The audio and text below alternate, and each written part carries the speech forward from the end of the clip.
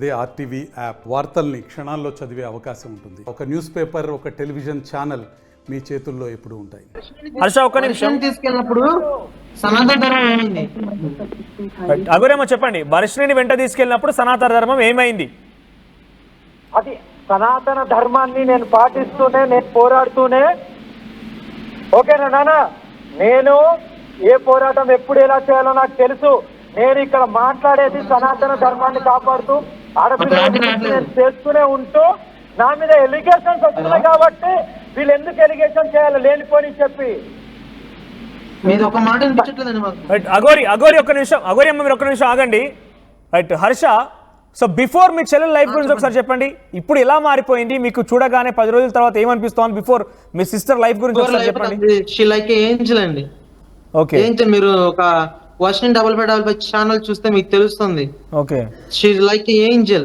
Okay, ఎలా ఉందో తన డ్రెస్సింగ్ సెన్స్ ఏంటో మీరు తను చేసిన రీల్స్ కానీ చూడండి ఒకసారి, మీకు తెలుస్తుంది. ఓకే, చూస్తే కనుక మీకు తెలుస్తుంది. She like angel. అలా పెరిగింది మా దగ్గర. ఓకే, ఆడికెళ్ళగా ఎలా ఉందండి? She demon like a demon. దెయ్యంలాగా తయారైపోయింది. ఓకే, ఒక పక్క పీనుగులాగా, ముఖం కూడా, కళ్ళు ఎక్కడొక లోపలికి వెళ్ళిపోయి చాలా దారుణంగా తయారైపోయింది. ఓకే. సో ఇప్పుడు తను మాట్లాడే మాటలు విన్నారు కదా, ఏమనిపిస్తోంది? ఇప్పుడున్న తిరిగి చాలా తేడా ఉంది, మీరు చూస్తున్నారు కదా. సో మీ దగ్గర ఏం బాధించారు మరి? మిమ్మల్ని వదిలేసి ఒక అఘోరి అమ్మ అని చెప్పి ఇంత కఠోరంగా మీరు అంటున్నారు కదా, before she's like an Angel అని, ఇప్పుడు ఒక దయ్యంలా మార్పు తనకు నచ్చుతోందట. మా దగ్గర ఉన్న రికార్డ్స్ ని బట్టి, తను మాట్లాడిన దాని తీరుని బట్టి, తన మాటలతోనే ఇమిటేట్ చేసి మా చెల్లిని మార్చిందండి. అంటే ఎటువంటి ఇమిటేషన్ ఉంటుండే? ఏకంగా ఇలా చేయి, ఇలా మాట్లాడు, ఇలా ఉండు అని ఎప్పటికప్పుడు చెబుతూ ఆ పిల్లని మార్చేసిందండి. నేను అందుకనే ఇప్పుడు నేను ఎవరితో మాట్లాడించుకుని డైరెక్ట్ గా మానసిక హాస్పిటల్ తీసుకెళ్లి వాళ్ళ చేత మాట్లాడిస్తాను. వాళ్ళు చెబుతారు. ఎందుకంటే నార్మల్ పీపుల్స్ ఎవరు కూడా అఘోర కావాలి, నాకు అమ్మాయి కావాలి, నా అమ్మ నాన్న వద్దు, ఎవరు వద్దు, నాకు అఘోరనే కావాలని చెప్పని ఎవరు అనరండి. First of all Alluri Srinivas అనండి. అల్లూరి శ్రీనివాస్ ని మీరు కరీంనగర్ నుంచి ఒక పిల్లని తీసుకొస్తే మంచిర్యాలలో కట్టేసి కొట్టారండి. అలా కొట్టినాక ఏది అప్పుడు తన మగ అఘోరగా ఉన్నాడు. మళ్ళీ చెప్పండి ఒకసారి, రిపీట్ చేయండి హర్ష. కరీంనగర్ నుంచి ఒక పిల్లని తీసుకొస్తే మంచిర్యాలలో కొట్టారు కట్టేసి, అప్పుడు తను మగ అఘోరగా ఉన్నాడు. తన వీళ్ళు ఆపరేషన్ చేయించుకోవాలా. అలా కొట్టిన 3 నెలలకు వెళ్ళిపోయి ఆ 3 నెలల తర్వాత ఆపరేషన్ చేసుకుని మళ్ళీ వచ్చాడు. మళ్ళీ వచ్చి ఇప్పుడు నా చెల్లిని టార్గెట్ చేశాడు. మీకు ఆ సమాచారం ఎలా తెలిసింది? మాకు పెద్దని ఫోన్ చేశారండి. పెద్దని ఫోన్ చేసి, మీరు వెళ్ళి మీ చెల్లిని కాపాడుకోకపోతే ఇంకొక 6 నెలల్లో ఆ పిల్ల ఏమైపోతుందో తెలియదు, మీరు వెళ్ళి కాపాడుకుని అన్నారు. ఏం చెప్పాడు ఇంకా మీకు? ఏమైపోతుందని అంటే తను పూర్తిగా కూడా నేను సాధువుని అయిపోతాను ఏ టైంలో తెలియదండి, మాయమైపోయిందంట కొన్నాళ్ళ తర్వాత. అదేమంటే నా దగ్గరికి వాళ్ళ అమ్మ నాన్న కాదు నా దగ్గరికి వచ్చింది, తర్వాత నన్ను కాదని ఇంకా ఎటో వెళ్ళిపోయిందని చెప్పని అయితే మీ పిల్లల్ని మీరు కాపాడుకోండి అని చెప్పని ఆయన చెప్పడం జరిగిందండి. అమ్మ నాన్న కాదనుకో, నా దగ్గరకు వచ్చింది, నా దగ్గర నుంచి ఎక్కడికి వెళ్ళిపోయినో తెలియదు నాకు ఇక అని చెప్పి సమాధానం చెప్పే అవకాశం ఉండేది. సమాధానం చెప్పి చేతులు దులిపేసుకునిద్ది, మీ పిల్ల మీకు దక్కదు అని చెప్పబట్టే మేము మా అమ్మ కూడా ఏడుస్తూ వెళ్ళి తీసుకురండి ఎలాగని చెప్పానంటే, నేను కాలవేళ పడి విష్ణు నేను బతిని ఆడుకున్నానండి. ఆయన తోడు తీసుకెళ్ళాను. ఇప్పుడు ఆయన లేకపోతే నాకు చెల్లి. మీరు వెళ్ళే సమయానికి ఏం చేస్తుంది ఒకసారి చెప్పండి. మీరు వెళ్ళే సమయానికి మీరు ఎలా కనుగొన్నారు తన ఆచూకి? మీరు వెళ్ళే సమయానికి అక్కడ ఏం చేస్తోంది? ఇద్దరు కార్ లో ఉన్నారు. పోలీసులు కార్ అద్దాలు కొట్టి తీస్తుంటే పోలీసులని అరిసింది. అక్కడ వాళ్ళ భాష ప్రాబ్లం వల్ల అఘోరేనండి, అఘోరేనే అరిసింది. తర్వాత విష్ణు అనే మాట వినంగానే మాట తగ్గించి నిదానంగా దిగి పోలీసులతో మాట్లాడింది. అన్నయ్య మాట్లాడుతుంటే మధ్యలో త్రిశూలం లాంటిది తీస్తుంటే పోలీసు ఆయన రాడ్ తీసుకుని చూపించినాక అప్పుడు చేతులు కట్టుకుని నిలబడిందండి. అక్కడ ఇక్కడ పోలీసు గుజరాత్ లో పోలీసు రాడ్ తీసుకుని బెదిరించగానే నోరు మూసుకుని పక్కెళ్ళిందండి. తర్వాత ఇలా వీడియో తీస్తూ మేము సంతకాలు చేసేదాన్ని మీరు చూసారు. ఆ వీడియో మీకు పెట్టింది. అసలు ఎవరు చెప్పారండి మా చెల్లిని తీసుకొచ్చిన విషయం? మేము సైలెంట్ గా తెచ్చుకుంటున్నాం మా చెల్లిని. అలా యూట్యూబ్ లోకి వెళ్ళి ఫస్ట్ వీడియో అప్లోడ్ చేసింది ఎవరండి? మా పిల్లలు మేము తెచ్చుకుంటే తను అప్లోడ్ చేయాల్సిన పనే ఉంది. మీరు వెళ్ళే సమయానికి ఏం చేస్తున్నారు? మీరు పోలీసులతో వెళ్ళే సమయానికి రమ్మనట్లేదు, తనంత తనే వచ్చింది. ఇప్పుడు తనంత మా అందరు మేము తీసుకెళ్తున్నప్పుడు ఆమెకు వచ్చిన నొప్పి ఏంటి? ఆమెకు అప్లోడ్ చేయాల్సిన అవసరం ఏంటి? మా పిల్లనే మేము తీసుకెళ్తుంది, తీసుకొచ్చి ఇక్కడ లోకల్ మంగళగిరి పోలీస్ స్టేషన్లో అప్పచెప్పేది. మేము ఎక్కడ అప్పచెప్పాం కదా. రైట్, మీరు వెళ్ళే సమయానికి అఘోరి ఏం చేస్తోంది? కారులో పడుకుని ఉందండి ఫుల్గా తాగి. దానికి ముందు పోలీసులు చెప్పారండి ఇలా రోడ్ల మీద డాన్స్ వేస్తుందని చెప్పని, వేరే కంప్లైంట్ కూడా అయిందని. అప్పుడే మేము ఇలా వస్తే ఆపేసి కారు లోపలికి వెళ్ళిందని చెప్పని మాకు వాళ్ళే చెప్పారు పోలీసులు. అక్కడ రోడ్ల మీద తాగి డాన్సులు చేస్తోందా? డాన్సులు ఇద్దరు వేసారంటండి. మా చెల్లిను అగోరు ఇద్దరు కలిసి డాన్స్ వేస్తారంట. ఈ పిల్ల కూడా ఉందని చెప్పిన పోలీసులు ఫస్ట్ తీసుకుని మమ్మల్ని జీపులో ఎక్కించుకుని ఆ కార్ దగ్గర తీసుకెళ్లారండి.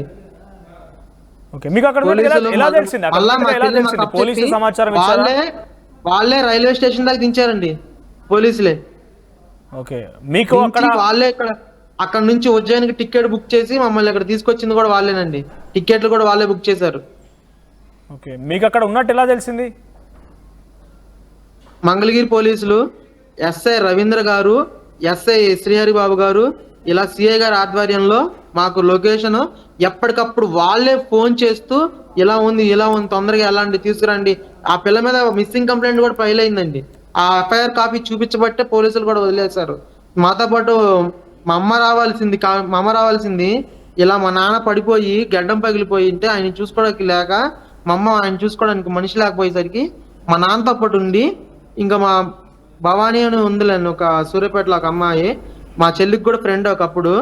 అయితే ఆమె బతిలాడి వెళ్ళమ్మా ప్లీజ్ అమ్మా నాకు ఆడబెట్టమ్మా ఎలాగల కాపాడమ్మా అని చెప్పంటే ఆమె బతిలాడింది. మా అమ్మ బతిలాడబట్టి మా అమ్మ భవానీ వచ్చి మాతో పాటు అర్ధరాత్రులుగా తిరిగి ఆ పిల్లని తీసుకుని వచ్చిందండి.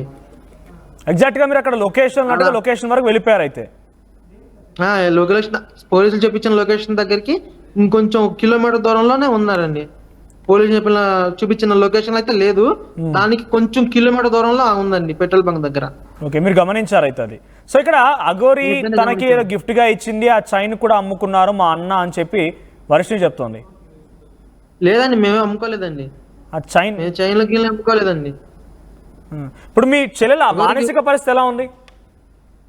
మానసిక పరిస్థితి అసలు బాగాలేదండి. నన్ను కూడా నేను పట్టుకుని తీసుకొస్తుంటే ఇలా గోళ్ళతో రక్కిందండి చేతుల మీద, గోళ్ళు మచ్చలు ఉన్నాయి. ఇలా కనబడట్లేదు, మీకు తర్వాత ఫొటోస్ పెడతానండి. గోళ్ళు అచ్చులు పడ్డాయి. సో మీరు ఆల్రెడీ తనకి మానసిక పరిస్థితి బాగా లేదని చెప్పి ఒక సర్టిఫికేట్ కూడా తీసుకొచ్చారు, పోలీసులకు చూపించారని మీ చెల్లెలు చెప్తోంది. ఏంటి సర్టిఫికేట్ ఏది లేదండి నా దగ్గర. ఇప్పుడు నేను హాస్పిటల్ తీసుకెళ్ళి చూపించాలండి. ఏం చెప్పారు డాక్టర్స్? ఏం చెప్పారు? మెంటల్ కండిషన్ గురించి ఏం చెప్పారు? ఎటువంటి సర్టిఫికేట్ లేదు. ఎవరన్నారు నేను సర్టిఫికేట్ తీసుకొచ్చానని? వర్షిణి అంటోంది. సర్టిఫికేట్ ఉంటే నేను మంగళగిరి పోలీసులు పంపిరండి బాబు, నా దగ్గర సర్టిఫికేట్ లేదు. హాస్పిటల్ తీసుకెళ్దామన్న రోజే పారిపోయింది ఈ పిల్ల. ఇప్పుడు తీసుకెళ్ళి చూపిస్తాను. ఆయన చెప్పిన దాన్ని బట్టి మరి సర్టిఫికేట్ ఇస్తారా మందులు ఇస్తారా తెలియదు. ఆయన ఇప్పుడు తీసుకెళ్తే ఆయన చెక్ చేసి ఆయన చూతారు ఆయన పిల్ల మానసిక పరిస్థితి బాగుందో బాగోలేదో, స్పృహలో ఉండి మాట్లాడుతుందో, ఎవరన్నా మెంటల్లీ డామినేటింగ్ చేస్తుందో తెలియదు. సర్టిఫికేట్ ఉంటే ఇప్పుడే నేను మీడియా ఛానల్స్ చూపించామండి. సో మీరు మీరు గతం నుంచి కూడా ఒకటే చెప్తున్నారు, వశీకరణ చేసిన తన పైన మంత్రతంత్రాలు ఉపయోగించి మా చెల్లెల్ని వశీకరణ చేసుకుంది, తన వైపు తిప్పుకుందని అంటున్నారు. కాబట్టి సో తను వశీకరణ నిజంగానే చేసిన తన దగ్గర శక్తులున్నాయి మీ చెల్లెలు కూడా నమ్ముతోంది, మీ చెల్లెలు కూడా చెప్తోంది. మీరు కూడా గతంలో అన్నారు నిజంగా శక్తులున్నాయి అన్నారు. నిజంగా శక్తులే కనుక ఉంటే తను మీ చెల్లి పక్కన ఉండాల్సిన అవసరం లేదు, మళ్ళీ మీ చెల్లెని తన తిప్పుకోవడం కోసం ఎలా ఆపరేట్ చేయవచ్చు. నిజంగా శక్తులే కనుక ఉంటే అర్థం కాలేదండి. మళ్ళీ నాకు మీరు తనని వర్షిణిని అఘోరి అనేటువంటి ఆ వ్యక్తి పూర్తిగా వశీకరణ చేసుకుని మంత్రతంత్రాలతో తన వైపుగా తిప్పుకుంది మా చెల్లెని చెప్పి ఆరోపించారు. మీ చెల్లెలు కూడా ఎస్ అఘోరి అమ్మకి శక్తులున్నాయని చెప్పి చేయకుండానే ఏ మందు పెట్టకుండానే ఆ పిల్లని మాకు అగైనెస్ట్ గా మార్చేసిందా? మేము ఆ పిల్లలు శత్రువు అయిపోయామా? ఇన్నాళ్ళు 23 ఏళ్ళు మేము తీపి పదార్థంలో అనిపించిన మేము చివరాఖరికి చేదైపోయామా? ఎందుకు అయిపోతారు సడన్ గా? నిజంగా అదే కనుక నిజం అనుకుంటే, మీరు అంటున్నట్టుగా మందు పెట్టింది లేకపోతే ఇంకేదో చేసి నిజమే అనుకుంటే, ఇప్పటికి కూడా మీ వర్షిణి అఘోరి అమ్మ ట్రాప్ లోనే ఉంది కదా, మళ్ళీ తను వెళ్ళిపోదని నమ్మకం ఉందా మీకు? మీరు కాపాడుకోగలుగుతారా? ఇప్పుడు హాస్పిటల్ తీసుకెళ్తే దాని డాక్టర్ చెప్పిన ట్రీట్మెంట్ ఇప్పిస్తాం కదండి.